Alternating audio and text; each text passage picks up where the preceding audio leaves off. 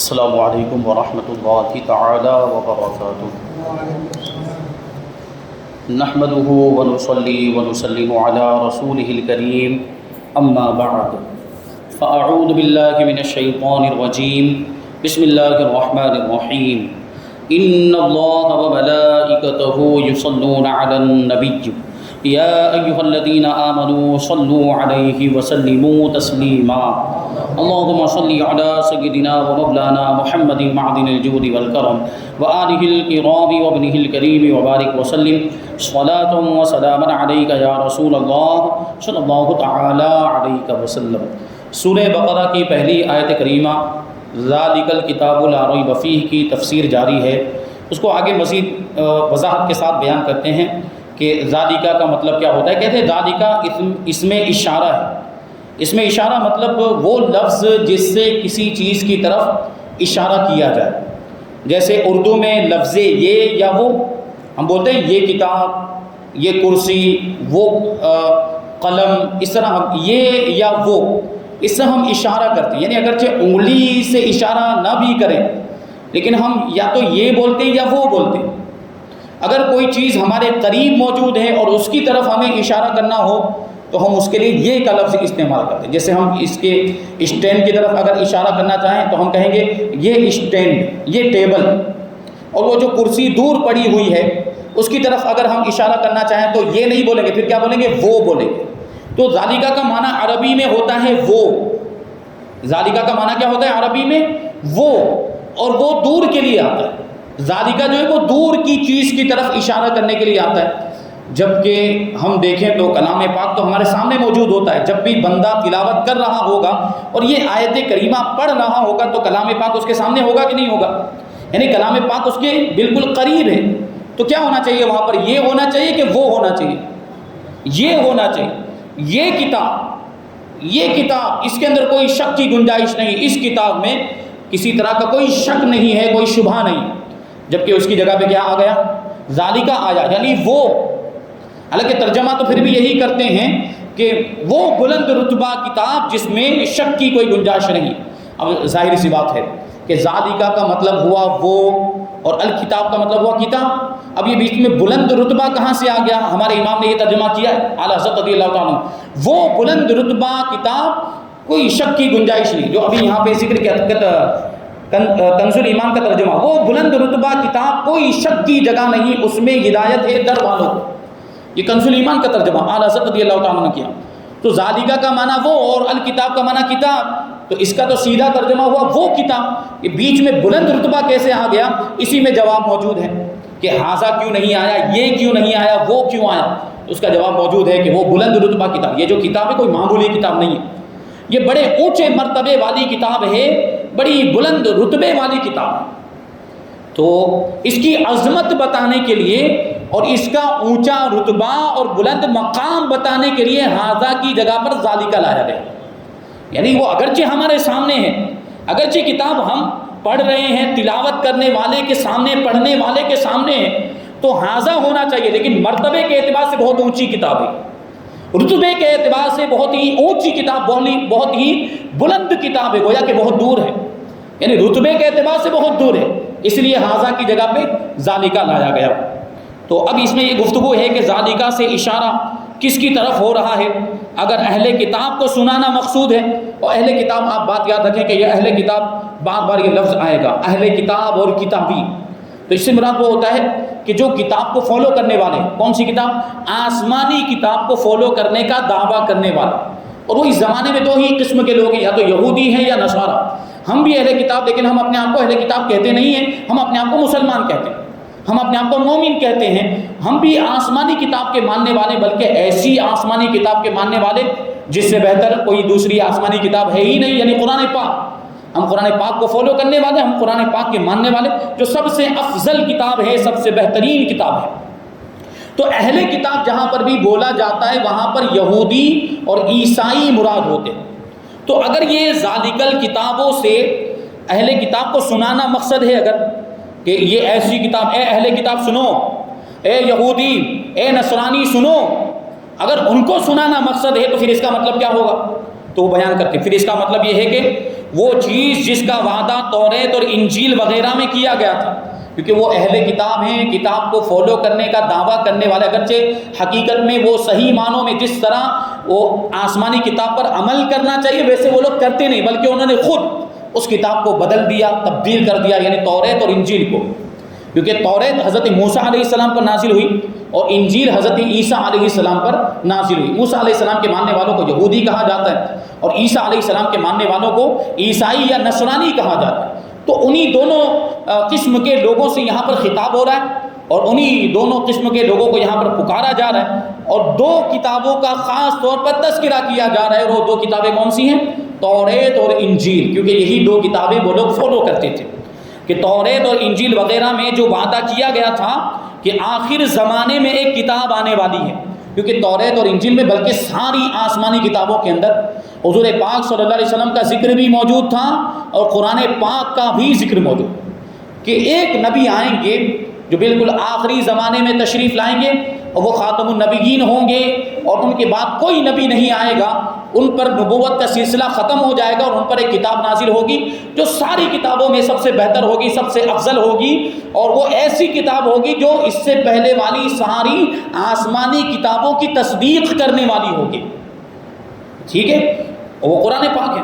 تو یہ بیان پہلے سے موجود، یہ وعدہ کیا گیا تھا توریت اور انجیل وغیرہ میں، یہ پہلے سے وعدہ کہ آخر زمانے میں ایک کتاب آنے والی ہے، اے عیسائیوں اور یہودیوں یہ وہی کتاب ہے، تو اس کتاب نے آ کر تمہارے نبیوں اور تمہاری کتابوں کو سچا کر دکھایا، اگر یہ کتاب نہ آتی تو تمہارے نبیوں اور کتابوں کی یہ پیشن گوئی جھوٹ ہو جاتی، کہ کتابوں میں جو یہ بات بیان کی گئی تھی اور نبیوں نے بھی جو اپنی امتوں کو بتایا تھا کہ آخر زمانے میں ایک ایسی کتاب آنے والی ہے، قرآن پاک نازل ہونے والا ہے، تو اگر قرآن پاک یہ کتاب نہ آتی تو نبیوں کی بات بھی جھوٹی ہو جاتی اور آسمانی کتابوں کی بات بھی جھوٹی ہو جاتی، جبکہ ایسا ہونے والا نہیں تھا، کیونکہ وہ بھی آسمانی کتابیں اور قرآن پاک بھی آسمانی کتاب، اور نبیوں کی بات کبھی جھوٹی نہیں ہوتی، اور نبیوں کو تو اللہ تبارک و تعالیٰ کا حکم تھا، تو انہوں نے قرآن پاک کے بارے میں اپنی امتوں کو پہلے ہی بتا دیا تھا کہ ایسی عظیم الشان کتاب نازل ہونے والی ہے۔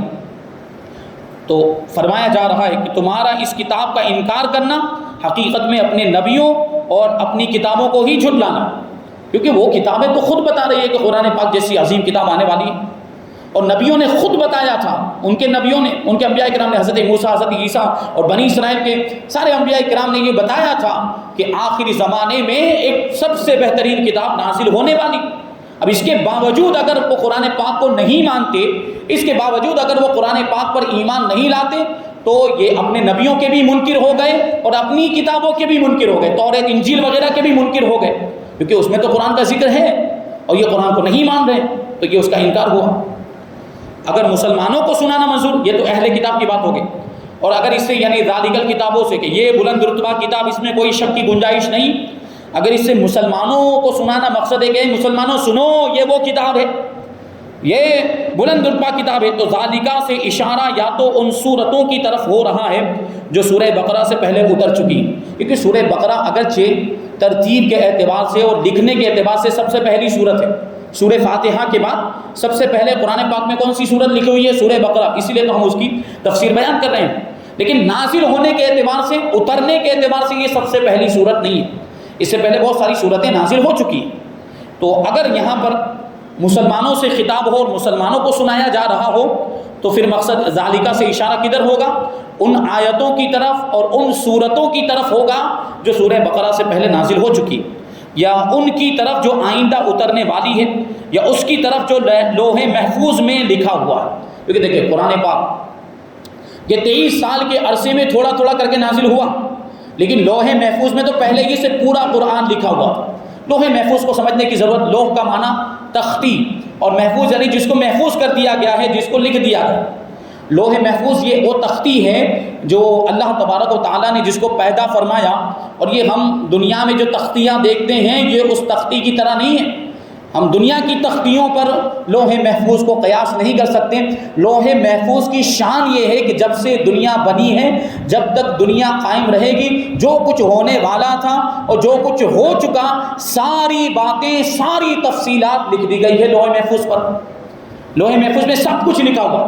تو قرآن پاک اگرچہ دنیا میں ضرورت کے اعتبار سے 23 سال کے عرصے میں تھوڑا تھوڑا کر کے نازل ہوتا رہا، تھوڑا تھوڑا کر کے نازل ہوا 23 سال کے عرصے میں، لیکن لوح محفوظ پر تو ایک ساتھ میں پورا قرآن مجید لکھا ہوا موجود تھا۔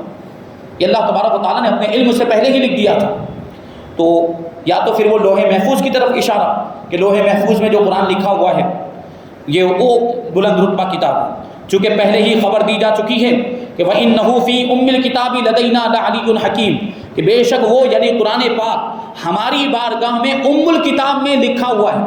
ام الکتاب سے مراد اصل کتاب، اور اصل کتاب سے مراد یہاں پر لوح محفوظ، یعنی لوح محفوظ میں قرآن پہلے ہی سے لکھا ہوا، پورا قرآن موجود تھا وہاں پر، اور نبی کریم صلی اللہ علیہ وسلم نے اپنی امت کو اس کی خبر دی تھی۔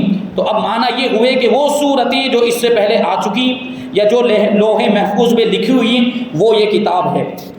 یہ بھی ہو سکتا ہے کہ ذالک الکتاب مبتدا ہو اور لا ریب اس کی خبر ہو، تو اس صورت میں اس کے معنی یہ ہوں گے کہ یہ کتاب وہ ہے جس میں کوئی شک نہیں۔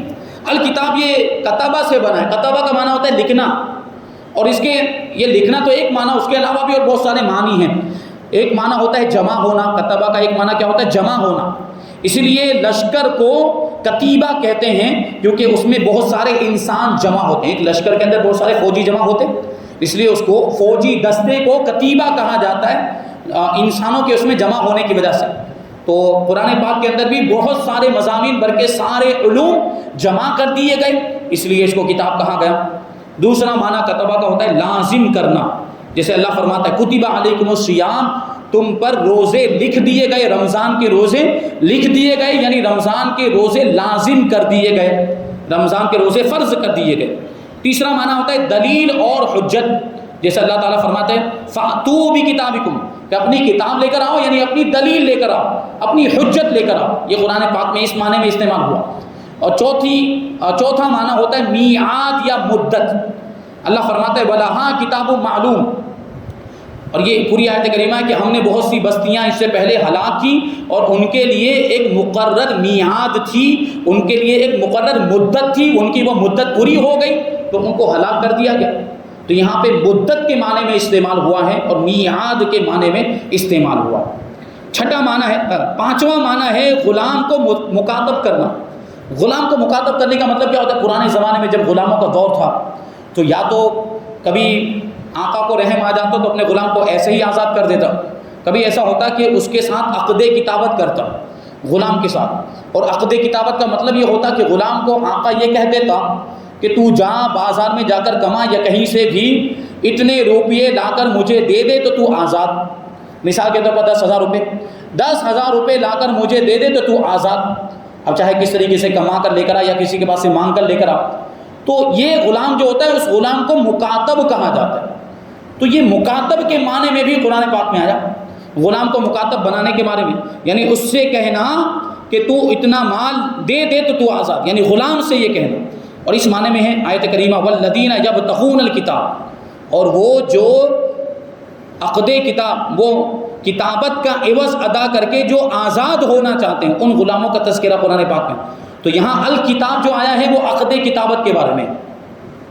اور چھٹا معنی ہے لکھنا اور لکھی ہوئی چیز، تو اس جگہ یا تو پہلے معنی مراد ہے یا آخری معنی مراد۔ دیکھیں 6 معنی بیان کیے گئے، پہلا معنی جمع ہونا، پہلا معنی کیا ہے؟ جمع ہونا، اور آخری معنی کیا بیان کیا گیا؟ لکھنا اور لکھی ہوئی چیز۔ یہاں جو اب ذالک الکتاب آیا ہے تو اب اس میں غور کرنا ہے کہ یہاں پر الکتاب کس معنی میں، جمع ہونے کے معنی میں ہے یا پھر لکھی ہوئی چیز کے معنی میں ہے؟ یہ 2 معنوں میں ہو سکتا ہے۔ اگر پہلا معنی مراد ہو یعنی جمع ہونے والا معنی مراد ہو تو پھر اس کا مطلب یہ ہوگا کہ یہ جمع کی ہوئی چیز ہے، کیونکہ قرآن پاک میں سارے علوم جمع ہیں، تو گویا کہ یہ کامل کتاب ہے، سب سے زیادہ مکمل کتاب یہی ہے۔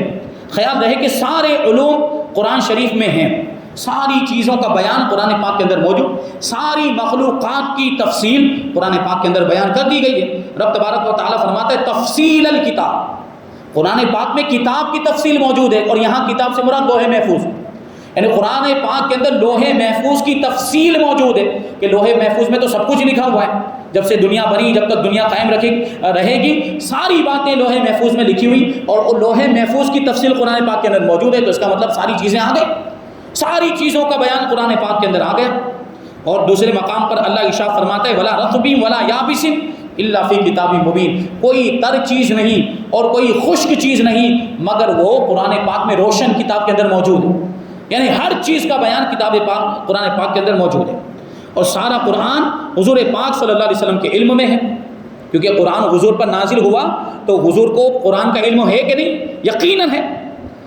اور حضور پاک صلی اللہ علیہ وسلم سارے قرآن کے جاننے والے، سارے قرآن کا علم حضور کو ہے۔ تو اب اس سے نتیجہ کیا نکلا؟ قرآن پاک کے اندر سارے علوم جمع کر دیے گئے، ساری چیزوں کی تفصیل بیان کر دی گئی، اور قرآن پاک کا علم حضور کو عطا کر دیا گیا۔ اس کا مطلب کیا ہوا کہ ساری چیزوں کی تفصیل حضور کو بتا دی گئی۔ تو اس سے حضور کا علم غیب بھی ثابت ہوتا ہے کہ حضور کو قرآن پاک اللہ تبارک و تعالیٰ نے سکھا دیا، اور قرآن پاک میں ساری چیزوں کا بیان موجود، یعنی ساری چیزیں حضور پاک صلی اللہ علیہ وسلم جانتے ہیں اور ساری چیزوں کی تفصیل آپ کو معلوم ہے۔ تو مطلب یہ ہوگا، فرماتے ہیں رب تبارک و تعالیٰ فرماتے ہیں الرحمن علم القرآن، کہ رحمان نے قرآن سکھا دیا، یعنی اپنے محبوب کو قرآن سکھا دیا۔ اب جو کوئی حضور کے علم کا انکار کرے وہ یا تو قرآن میں سارے علوم نہیں مانتا، یا حضور کو سارے قرآن کا عالم نہیں مانتا، پہلی صورت میں بھی آیت کے خلاف اور دوسری صورت میں بھی آیت کے خلاف۔ یعنی اگر یہ کہے کہ قرآن میں سارے علوم موجود نہیں تو وہ تفصیل الکتاب جو آیت کریمہ آئی اس کے خلاف ہو جائے گا، اور اگر کوئی یہ کہے کہ سارا قرآن حضور کو نہیں سکھایا گیا تو علم القرآن جو آیت کریمہ یہ اس کے خلاف ہو جائے گا، یعنی دونوں طرف سے پھنسے گا انکار کرنے والا۔ الحمدللہ ہمارا جو عقیدہ وہ قرآن کے مطابق ہے، ہم کہتے ہیں کہ اللہ تبارک و تعالیٰ نے ہمارے نبی کو جو کچھ ہونے والا تھا، جو کچھ ہو چکا، ساری چیزوں کا علم عطا فرما دیا ہے، اور ہمارے آقا علم غیب رکھتے ہیں، اللہ تبارک و تعالیٰ نے آپ کو علم غیب عطا فرمایا ہے۔ اگر آخری معنی مراد ہو تو مطلب یہ ہوگا کہ یہ لکھی ہوئی چیز ہے، یعنی لکھنے میں کامل یہی کتاب ہے، اس کے سوا سب ناقص اور ادھورا ہے، اس لیے کہ سب سے پہلے یہ لوح محفوظ میں لکھی گئی، پھر پہلے آسمان پر، پھر مسلمانوں کے سینوں میں اور ہڈیوں پتھروں وغیرہ پر، پھر کاغذ پر، اور کاغذ پر تو ایسی لکھی گئی کہ اس کی مثال کوئی دوسری کتاب ہو ہی نہیں سکتی۔ قرآن پاک کو کاغذ پر لکھا گیا۔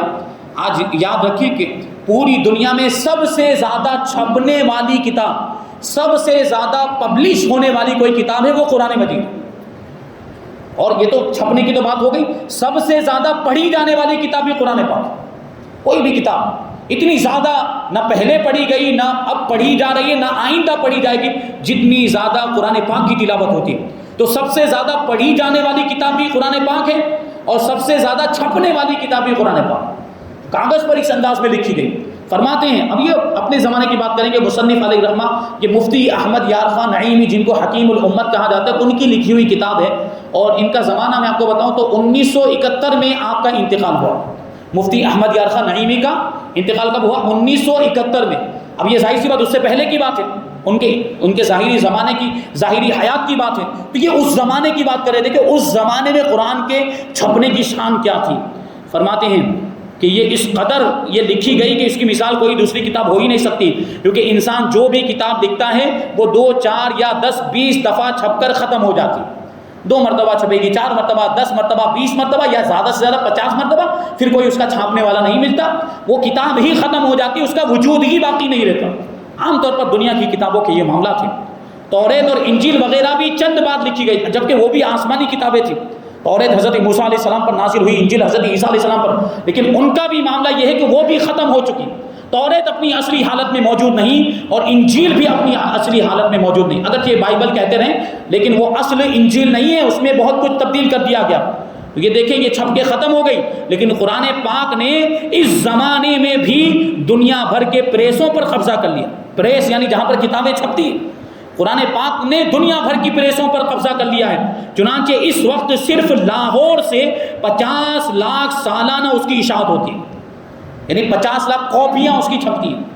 یہ اس زمانے کے اعتبار سے کہہ رہے ہیں، 1971 سے پہلے کی بات، یعنی یہ لاہور سے چھپنے والے قرآن پاک کی بات کرتے ہیں۔ اور ہم جو قرآن پاک پڑھتے ہیں، یہ لاہور میں جو تاج کمپنی تھی انہوں نے اجازت حاصل کی تھی قرآن پاک کو چھاپنے کی، کیونکہ قرآن پاک چھاپنا یہ ہر کسی کے، اس کو چھاپنے کی ہر کسی کو اجازت بھی نہیں ہو سکتی، کیونکہ قرآن پاک کو رسم عثمانی کے مطابق لکھنا واجب اور ضروری ہے، جیسا حضرت عثمان غنی رضی اللہ تعالیٰ عنہ نے لکھا تھا، تو وہ انہوں نے اجازت حاصل کی اور اس انداز میں اس کو لکھوایا۔ تاج کمپنی والوں نے، لاہور میں جو کمپنی تھی، وہ انہوں نے سب سے پہلے قرآن پاک کی جو ہے کہ اس طرح اشاعت کی تھی اس انداز میں۔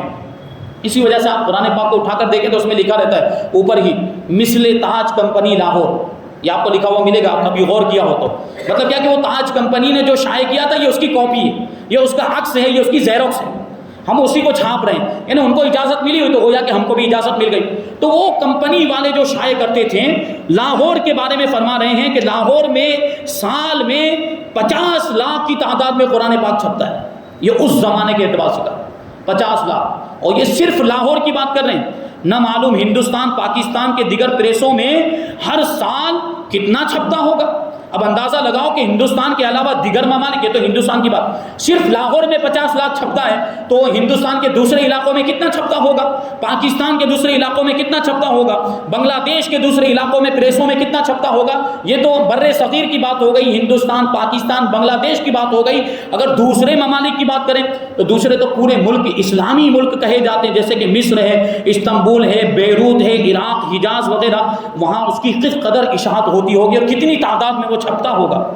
تو ایسے ہی نہیں کہا جاتا کہ دنیا میں سب سے زیادہ چھپنے والی کتاب، اگر یہ لوگ مانتے نہیں ہیں اور اس کو ریکارڈ میں لکھتے بھی نہیں ہیں، لیکن یہ ریکارڈ ہے، یہ ریکارڈ ہے پوری دنیا کے اندر کہ سب سے زیادہ چھپنے والی کتاب قرآن پاک ہے۔ ماننا پڑے گا کہ لکھنے اور چھپنے کے لحاظ سے بھی یہی کتاب مکمل ہے۔